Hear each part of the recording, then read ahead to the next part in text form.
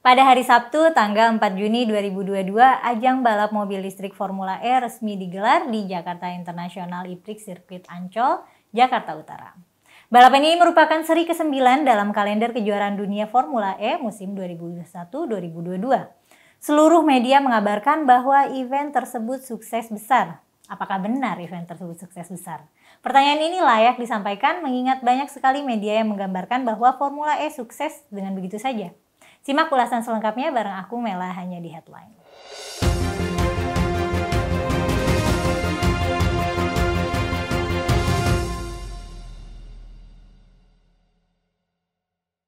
Penyelenggaraan event Formula E Jakarta mengukir sejarah bagi dunia motorsport di tanah air. Ketua Ikatan Motor Indonesia Bambang Susatyo menyebut keberhasilan menjadi tuan rumah Formula E menjadi prestasi tersendiri bagi Indonesia. Usai menyaksikan Jakarta E-Prix 2022 di JIE Circuit Ancol, Jakarta Utara, Ketua MPR RI pun mengapresiasi kesuksesan penyelenggaraan Jakarta E-Prix 2022 di bawah kepemimpinan Gubernur DKI Jakarta Anies Baswedan dan Chairman Organizing Committee Jakarta E-Prix 2022 Ahmad Sahroni serta Steering Committee Tinton Suprapto. Ia menyatakan event Formula E membuat Indonesia semakin dikenal di kancah event motorsport dunia. Balap Formula E ini sudah berlangsung dengan aman, lancar, dan tanpa kecelakaan dan tidak diganggu oleh hujan lebat. Kalau ukurannya itu, pendapat dari para pembalap memang terlihat memuaskan sekali.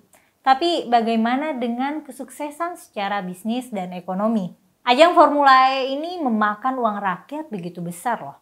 Kalau dihitung mulai dari biaya pembuatan sirkuit, biaya persiapannya, biaya promosi, sampai ke komitmen fee, angka yang sudah dikeluarkan mencapai lebih dari 1 triliun rupiah. Di pihak lain, Gubernur Anies Baswedan berulang kali mengatakan acara ini akan mendatangkan keuntungan bagi masyarakat Jakarta. Ia bahkan menyebut akan adanya keuntungan sebesar 1,2 triliun rupiah dari Formula E yang diselenggarakan di Jakarta itu. Dia juga mengatakan dengan Formula E, nama Jakarta akan menjadi harum dan akan menjadi tempat destinasi wisata. Keuntungan akan diperoleh bukan saja dari penjualan tiket, tapi juga dari terlibatnya para sponsor, kunjungan wisatawan, penuhnya kamar hotel dan restoran, pembelian merchandise oleh turis asing, serta dampak lainnya yang diakibatkan oleh banjirnya penonton mancanegara. Nah, apakah ini terjadi? Apa benar bahwa Formula E ini ditonton oleh turis asing dari mancanegara? Nampaknya meragukan ya, coba kita lihat faktanya. Panitia bilang tiket Formula E ludes terjual, jumlahnya sekitar 22.000 tiket. Apakah ini berarti masyarakat antusias ingin menonton? Nah, belum tentu juga ya, diketahui bahwa banyak tiket yang sebenarnya dibeli oleh orang dalam dan partai politik. Yang pasti Ketua Pelaksana Formula E Ahmad Sahroni membeli tiket senilai 1,2 miliar rupiah. Ahmad Sahroni membeli 640 tiket yang dibagikan kepada rekan timnya. Tiket tersebut diberikan sebagai bentuk terima kasih kepada rekan-rekan tim Ahmad Sahroni yang telah lama mendampinginya sejak 2013 silam. Lantas dikabarkan pula pembelian tiket oleh Partai Amanat Nasional. Hal ini diinstruksikan langsung oleh Pak Ketua Zulkifli Hasan. Jumlah yang dibeli PAN tidak pasti, tapi dikabarkan bertujuan untuk membirukan tribun penonton. Ada juga sosok politisi yang merangkap sebagai pengusaha memborong tiket kelas penonton yang teratas. Tiket yang ia borong terdiri atas kelas VVIP Royal Suite yang dibanderol tiap unitnya dengan harga 10 juta rupiah, kelas Grandstand yang dijual seharga 750.000 rupiah per tiket, dan sirkuit festival yang dijual seharga 250.000 rupiah per tiket. Para politisi lainnya juga ada yang memborong tiket Formula E tersebut. Nah, kalau begitu, jika memang dibeli borongan oleh ketua panitia dan partai politik, apa masih bisa dibilang acara ini sukses? Sehabis penonton lokal, kita juga lihat apakah benar ada arus wisatawan asing. Panitia sempat menyatakan bahwa 50% tiket dibeli oleh penonton luar negeri. Tapi ini meragukan kalau benar banyak turis asing yang membeli tiketnya. Seharusnya ini terlihat di jalan-jalan, di pusat-pusat perbelanjaan, di hotel, atau di restoran Jakarta. Pada tanggal 4 Juni 2022, Dinas Pariwisata dan Ekonomi Kreatif DKI Jakarta menyatakan optimistis ajang balap mobil listrik Formula E akan mendongkrak kunjungan wisatawan mancanegara di ibu kota. Pernyataan tersebut terbilang cukup aneh. Pasalnya tanggal 4 Juni itu tanggal penyelenggaraan Formula E. Seharusnya mereka sudah tahu apakah ada kenaikan jumlah turis asing atau tidak. Kok masih saja menduga-duga? Dengan kata lain, tidak ada bukti bahwa ada peningkatan arus wisatawan. Kalau turis asingnya tidak datang, berarti tidak ada dampak yang terlihat pada bisnis dan ekonomi masyarakat Jakarta. Yang menarik, segenap hal ini tidak diangkat oleh media massa, baik cetak, elektronik, dan media online. Media seakan puas dengan mengutip pernyataan-pernyataan resmi saja.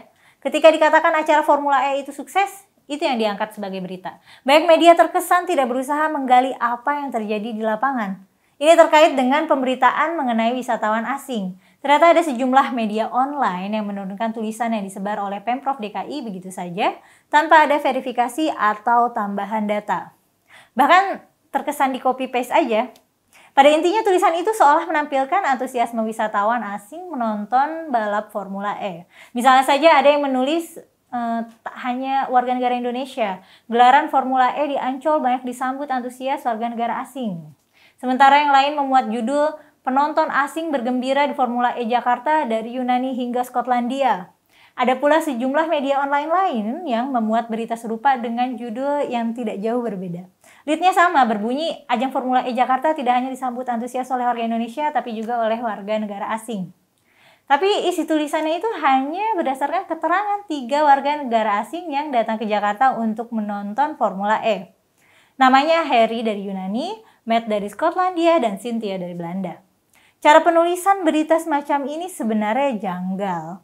Wartawan saat wawancara diajarkan untuk menulis nama lengkap dan keterangan pelengkap lain seperti akan berapa lama di Jakarta, di mana tempat mereka menginap, akan kemana saja, dan seterusnya. Semua data itu tidak ada. Mereka cuma bilang mereka antusias dan menyatakan mendukung penggunaan mobil listrik. Lucu dan aneh, berita ini ditulis dengan cara yang sama di semua media. Artinya redaksi bisa dibilang tidak mengeditnya. Ini juga artinya media tidak mengirimkan wartawan untuk meliput apa yang disebut sebagai arus wisatawan asing penonton Formula E. Hal ini memprihatinkan karena media seharusnya menjadi mata dan telinga masyarakat. Media tidak bisa menyiarkan begitu saja pernyataan para pejabat atau bahkan siaran pers atau keterangan pers resmi. Masyarakat membutuhkan media untuk memberitakan apa yang sebenarnya terjadi. Media massa di Indonesia sudah memperoleh kemerdekaan untuk menyiarkan informasi tanpa bisa dihalangi oleh penguasa.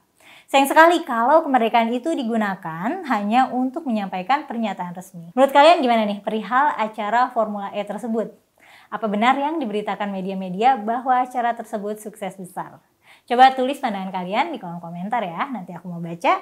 Dan segitu dulu update beritanya.